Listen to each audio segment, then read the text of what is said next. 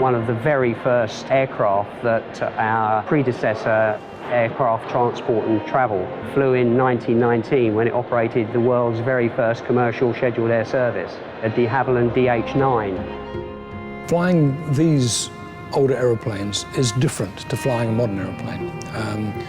It's not necessarily that much more difficult, but it is different, and that's what makes it interesting. The way the engine is started is quite unusual now. It's usually started by hand swinging the propeller because the aeroplanes did not have starter motors. Taxiing the aeroplane, just getting it onto the runway is a challenge because most of the airplanes don't have brakes. All these airplanes sit on a tail skid at the back with the nose in the air. The view from the cockpit is very poor, usually, so you have to turn alternatively left and right to make sure where you're going is clear. The DH-89 P'd, and while Imperial didn't fly 89s, they flew de Havilland 86s, which is a very similar looking aircraft, and it's been repainted in Imperial Airways colours from 1935.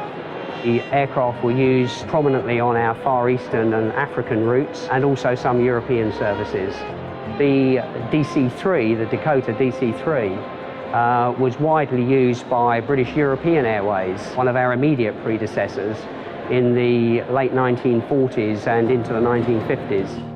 It was built originally in 1942 and delivered to the 8th Army Air Corps in 1953. It took part in the theater of Europe in Normandy, and after the war it was sold to the Finnish government.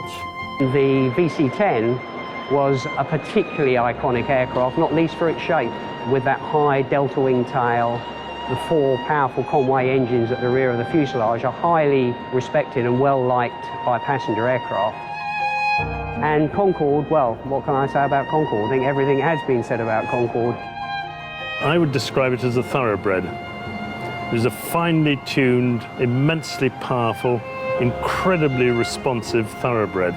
Now, I've flown well over 70 different aircraft types in my flying career, which started in the Royal Air Force back in 1955.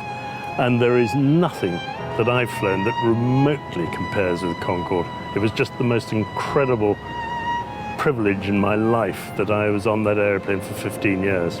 And the 747, well, they've been with us since 1971 and are still with us now, providing a very sterling service on those very long, dense routes, as we call them. I think the future for British Airways is very bright indeed. There's a great sense of optimism, and I think that's been brought together with the order of two splendid new aircraft types, the Boeing 787 and the Airbus A380, which themselves, as I say, bring a huge spirit of optimism and allow the teams, whether they work on the ramp, in the terminals, in engineering, flight and cabin crew, wherever they work, to provide our passengers with an excellent product into the years ahead.